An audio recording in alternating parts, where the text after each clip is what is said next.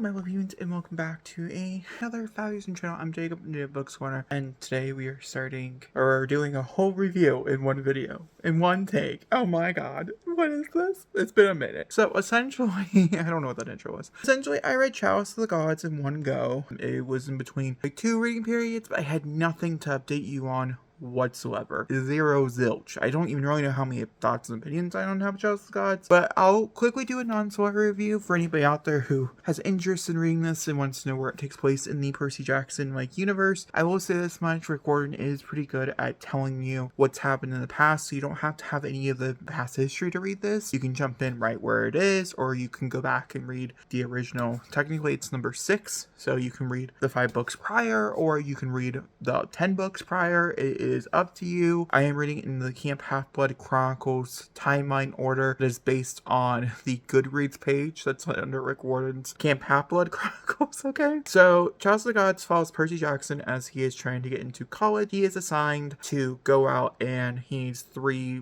permission slips, or what's the right word? You know, when you do an application, references from gods, because he's a child that shouldn't have been born.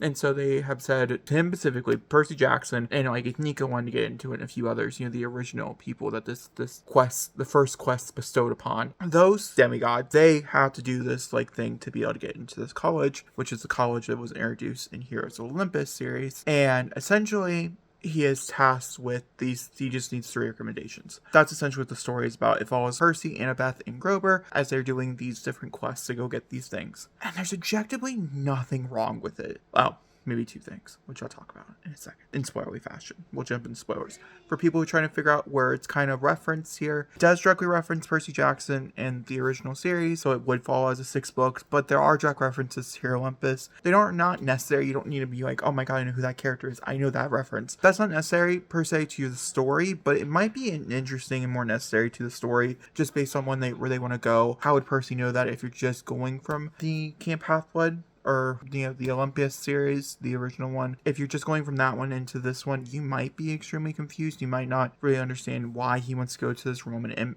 college. So you might want the extra context. If you don't, you just want to jump into it, but you want to know what happens in this book, I have a whole spoiler review talking about all 5 of those. You can click right there. We're also reacting to these, by the way. I'll also link it down below in case you guys are interested in watching the TV show with me as well on Disney+. So that being said, let's go ahead and jump into the spoilery thoughts. Once again, my spoilery thoughts are going to be quick and sweet because this book was quick and sweet. One of my biggest critiques, and I'm only referencing this because I just got done reading all the House of Olympus. I literally finished it a day ago, so I'm very familiar with that series. Those books were just too long. This book clocks in under 300 pages, 260 something pages. That's insane for a Percy Jackson book, at least the one I've read so far. Okay, and which sits more in the lines, and I will have to say that this book is more juvenile than the other books.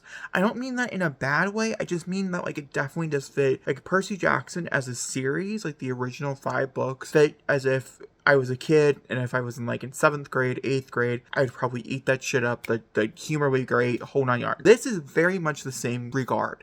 And so jumping from the Heroes of Olympus series into this one was very much a downgrade. So I feel with the Heroes of Olympus grade, we were doing real mature shit, and now we're back down to the kiddie shit. I think that was a huge, not anybody's fault, I just didn't realize that was going to happen. The other thing I was not expecting is that this is written back in first person. Once again, this makes sense.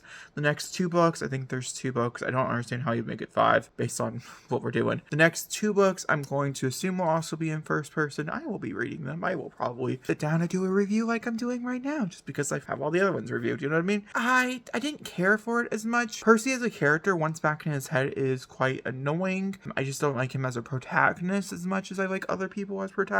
And being in third person, you don't get all the clutter muster. Is that even a word? I don't know. The cluster of his original thoughts, and that was what plagued this book so heavily, was his original thoughts. And things that really stuck out to me was Annabeth as a character. She's just blossomed into this beautiful, beautiful character, and it's just shown here again how much she wants to support her boyfriend into getting in the same college so they can be together. It's just beautiful, and I think the relationship is handled gorgeously. It's handled gorgeously throughout the entire thing, even at the very end. I just think it's done really well. The quest itself to get the chalice for the gods, I think was really fun, very small. There's also another big complaint. This book felt very small. It felt almost novella small, not just in length, but in actual pages and source. I didn't feel like we went anywhere. I didn't feel like it was just mostly dancing around New York. It seems like all of them are going to be in the same kind of regard too. He can't go on these big epic quests anymore just because he's going into college and all this other stuff. So like there's just really no, he can't miss more school. He has to be able to graduate. It's like a whole thing, which I get and I understand it. I think those provisions that were put on Rick Warden kind of in a way to be able to achieve his goals for his characters,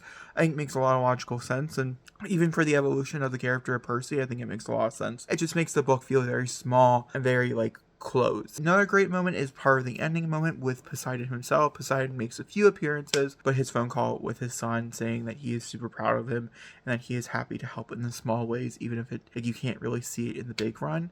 Or that you can't really see it in the long run. No, that's all right. You know what I mean. He called in, trying to get Percy back to class without having any problems, and it was done beautifully, and it was just really good, very healthy. His mom being pregnant was also a really nice touch. I'm excited to see what that would look like. Also, Percy makes a great question of, well, what happens if like he can't turn into a demigod? The child can't turn into a demigod. What will that mean? Like, there's a lot of questions on the board with that, and I'm super intrigued by it. Overall, I really liked it. The few gods that we met I thought were really fun. Percy exploring his powers in first person just was not as good. I'm just gonna be honest with you, but it was a great sequence. I liked Annabeth in a lot of those sequences. I know I'm not really talking about Grover. Grover is a character here, but Grover himself has felt the same for so many books now that like I have nothing to add to his character. I don't really think there is a lot of growth here. A lot of his problems had to do with relationship problems that were even like off book pages, so like it didn't even feel like it really mattered in the long run. So like I just don't really think he's like a really well realized character,